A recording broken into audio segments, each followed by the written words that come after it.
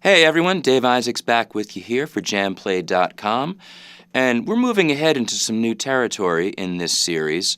The previous lessons that you've done, you've been playing very, very simple things, but not so much things that you really would be playing in an actual band setting or really just playing the song.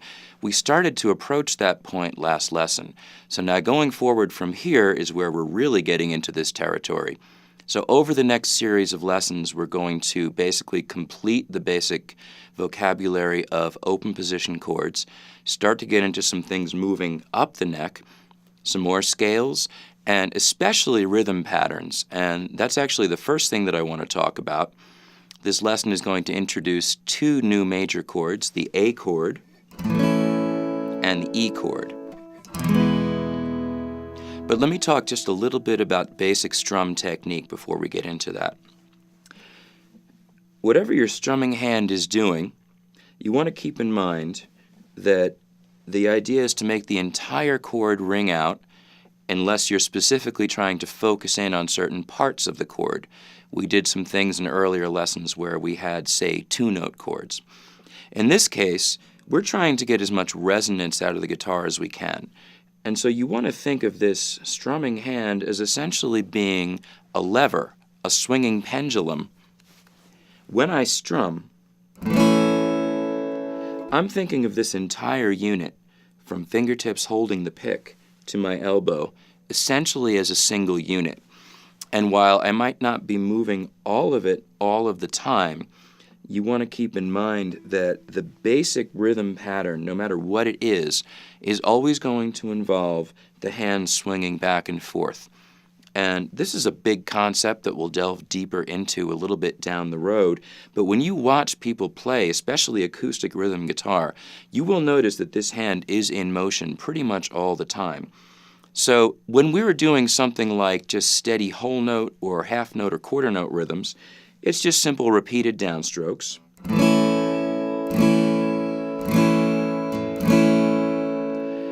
And I've made reference before to the follow-through, the idea that you actually want to move the pick past the strings. There is a pick guard on your guitar over here for a reason. There is the intent, or at least the assumption, that your hand is going to end up over here, at least some of the time. And if I think of the entire arm or entire forearm working together, I have a good amount of leverage here and I don't need to use much muscular effort. It's almost as if the arm just falls. So the looser you are, the better the sound is actually going to be. You can see that there's also a small component of rotation here.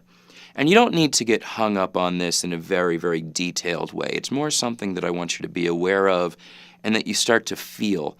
Anytime we're talking about mechanics, I've given this disclaimer before and I'll give it again. Watch 20 guitar players, you very well could see 20 different approaches to the same thing. And so it's hard to ever say that an approach is wrong when you can point to particular people who are very good players and say, that person makes it work. So, as I've said before, I'm thinking in terms of ergonomics and sort of the basic physics of playing the guitar in the sense of maximizing sound and minimizing effort. With that said, when I strum a chord, in addition to that pendulum swing, there is a small rotation that often comes into play, which is essentially just a twist of the wrist. You could think of it that way. But I prefer to think of it as a rotation of the forearm, because when you think about wrist, that tends to lead us into more of this kind of thing. And while there are specific situations where that's helpful, that rotation of the forearm is really more the plane that you're moving on. So we are working in 3 dimensions. It's not just the straight back and forth, but there's also this rotation, and that refers back to the arc that I mentioned a bunch of lessons ago. Again, this idea that if I were in a perfectly dark room with a point of light on the tip of my pick, you wouldn't see a straight line going back and forth. You would see this curve. And whether I'm playing individual notes, small 2 or 3 note chords, or bigger chords, The movement is ultimately, depending on the size of the chord that you're trying to reach, a combination of this small turn, and then as that turn grows, the arm comes into play. So the range of motion begins with this and gradually grows into a larger and larger arc. That's a generalization. As I said, you will see different things among different players, but it's a good thing to keep in mind. And as I said, something to feel and be aware of more so than something to stand in front of a mirror and very specifically try to make sure you're moving a hand in a certain way, because that will tend to engage these muscles more than you want them to. When you're thinking too much about those kind of larger muscle movements, then we tend to think too much about what's going on up here as well, because we're trying to control it.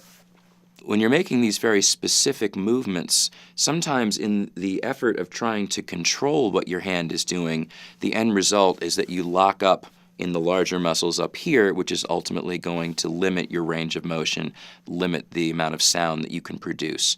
So don't go crazy with it, but just get used to the feel of that arm swinging back and forth. And you're about to see how important that is. So let's return to talking about the fretting hand and the A major chord.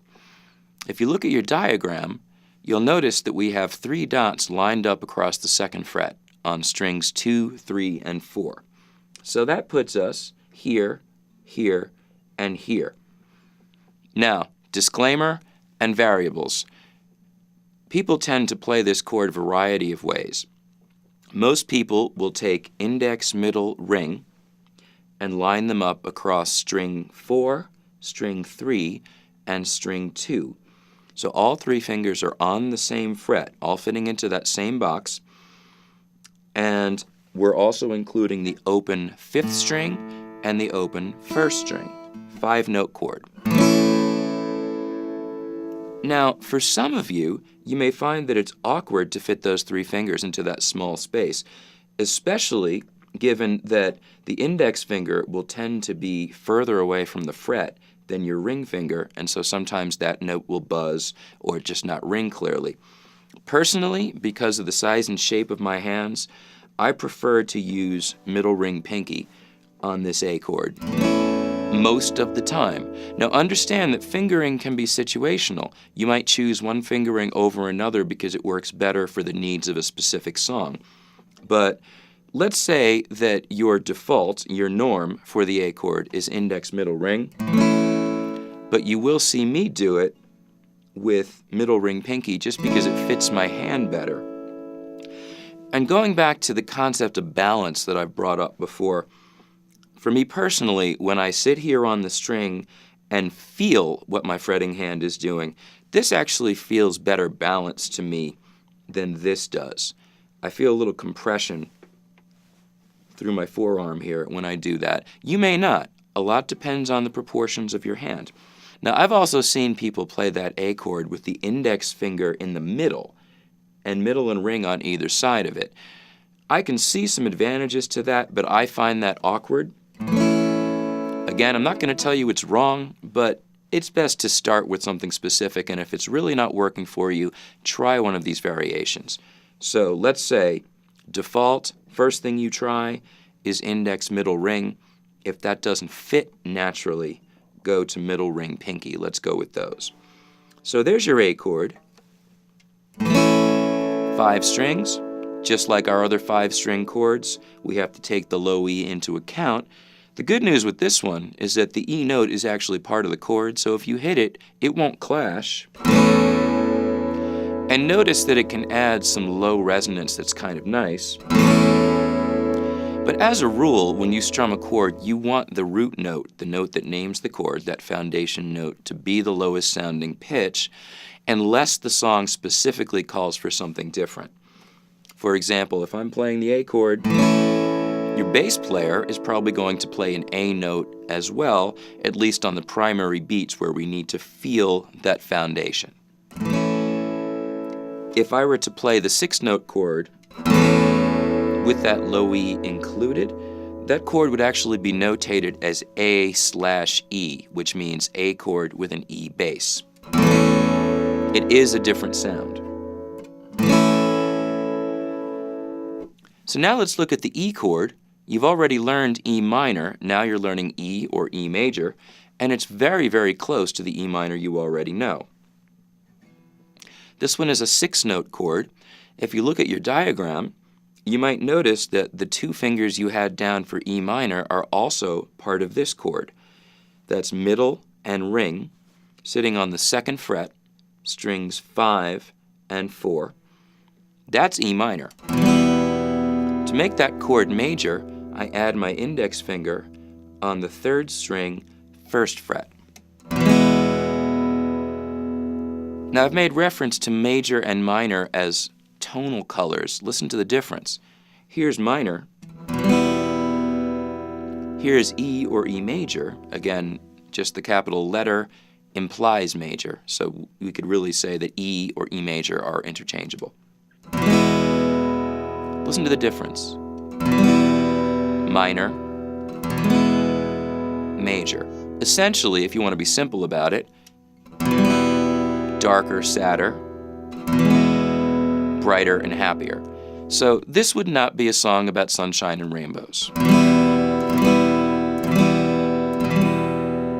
But here's where the sun comes out.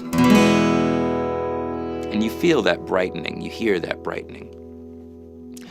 So, our example is going to make use of the A chord, the E chord, and the D chord that you learned in the previous lesson. Those 3 chords go together a whole lot. You're going to start to find that certain patterns are very, very common. This is one of the great things about learning to play popular music, no matter what style it is that there really is a vocabulary, and once you've learned a handful of songs, you will find those patterns showing up in other songs. So let's play through our track. This is called Stonesy, and I'm going to use the A, E, and D chords. Pay attention to my fretting hand, but also pay attention to my strumming hand, and notice how I'm putting that arc, that swing, into practice in playing the rhythm part to this song.